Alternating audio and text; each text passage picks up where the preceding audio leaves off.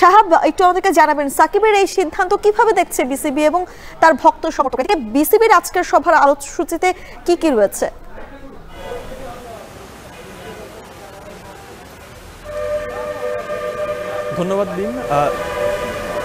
ধন্যবাদ বিন। সাকিব আল হাসান অবসরের ঘোষণা দিয়েছেন ইতিমধ্যেই, সেটা আমরা জানতে পেরেছি। এবং যেই ব্যাপারগুলো আসলে এই অবসরের পেছনের কারণ হিসেবে দেখা হচ্ছে তার মধ্যে অন্যতম, সাকিব আল হাসান দীর্ঘদিন যাবৎ চোখের সমস্যায় ভুগছিলেন এবং একই সঙ্গে তার আঙুলের একটা ইনজুরি রয়েছে। ব্যাটিং করার সময় তার মাথার অবস্থানটা বারবার বেঁকে যাচ্ছিল এবং তিনি একটা কাপড় কামড়ে ধরে তিনি গত টেস্টে ব্যাট করছিলেন। অর্থাৎ ব্যাটিংয়ের সময় তার যে স্ট্রাগল বা বোলিংয়ের সময় তার যে স্ট্রাগল, সেটা আসলে অনেকটাই এই ক্ষেত্রে আমার মনে হয় ভূমিকা রেখেছে তার এই অবসরের সিদ্ধান্তের ক্ষেত্রে। সাকিব অবসর নেবেন কিনা এটা কিন্তু অনেকদিন ধরেই আসলে আলোচনা ছিল, কারণ মাঠের পারফরমেন্সটা ঠিক সাকিব সুলভ হচ্ছিল না, যেটার কারণে আসলে অনেকদিন ধরেই এই কথাটা বিভিন্ন জায়গায় ঘুরপাক খাচ্ছিল। সাকিব টি-20 অবসরের ঘোষণা দিয়েছেন এবং তিনি বলেছেন যে গত টি-20 বিশ্বকাপে যে আফগানিস্তানের বিপক্ষে ম্যাচটি খেলেছিলেন সেটাই তার শেষ টেস্ট ম্যাচ এবং আগামী অক্টোবরে যেই দক্ষিণ আফ্রিকার সিরিজটি হওয়ার কথা রয়েছে সেই সিরিজের শেষ ম্যাচটি, অর্থাৎ শেষ টেস্ট ম্যাচটি তার টেস্ট ক্যারিয়ারের শেষ ম্যাচ হতে যাচ্ছে, এসবই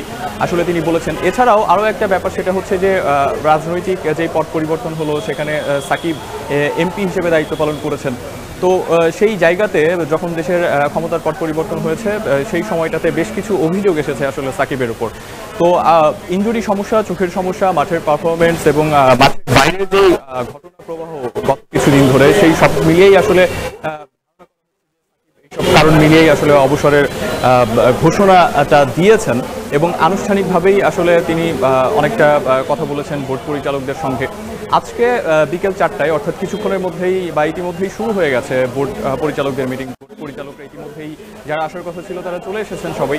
সো বোর্ড পরিচালকরা আজকের মিটিংয়ে বেশ কিছু এজেন্ডা নিয়ে কথা বলবেন, তার মধ্যে অন্যতম এই সাকিবের যে অবসর প্রসঙ্গ, সেই প্রসঙ্গটা নিয়েও কথা হবে এমনটাই ধারণা করা হচ্ছে। একই সঙ্গে বোর্ড পরিচালকদের অনুপস্থিতির বিষয়গুলো নিয়েও কথা বলার কথা রয়েছে। তো সাকিব আল হাসান তিনি হয়তোবা টেস্ট আরও 2টি বা 3টি খেলতে পারেন, কানপুরের টেস্টও তিনি খেলবেন এবং এই দেশের মাটিতে আফগানিস্তানের বিপক্ষে যেই 2টি টেস্ট খেলবার কথা রয়েছে সেই জায়গায় কিন্তু সাকিব একটা শর্ত জুড়ে দিয়েছেন, সেটা হচ্ছে নিরাপত্তার যেই ইস্যুটা, নিরাপত্তাহীনতা বা নিরাপত্তার ঝুঁকি আছে এরকম আসলে মনে করছেন সাকিব আল হাসান।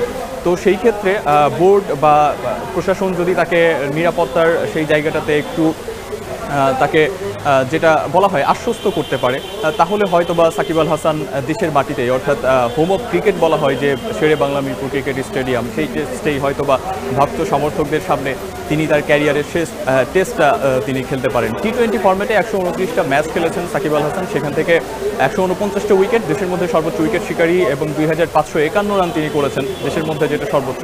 টেস্ট ক্রিকেটে 70টা টেস্ট তিনি খেলেছেন, সেখান থেকে 4600 রান করেছেন এবং একই সঙ্গে 242 উইকেট, যেটা আসলে সাকিব আল হাসানের জন্য সর্বোচ্চ। তবে সাকিব আল হাসানের এই আকস্মিক অবসরে আসলে একেবারেই নড়ে চড়ে বসেছে স্পোর্টস মিডিয়া এবং নানান কথাবার্তা হচ্ছে।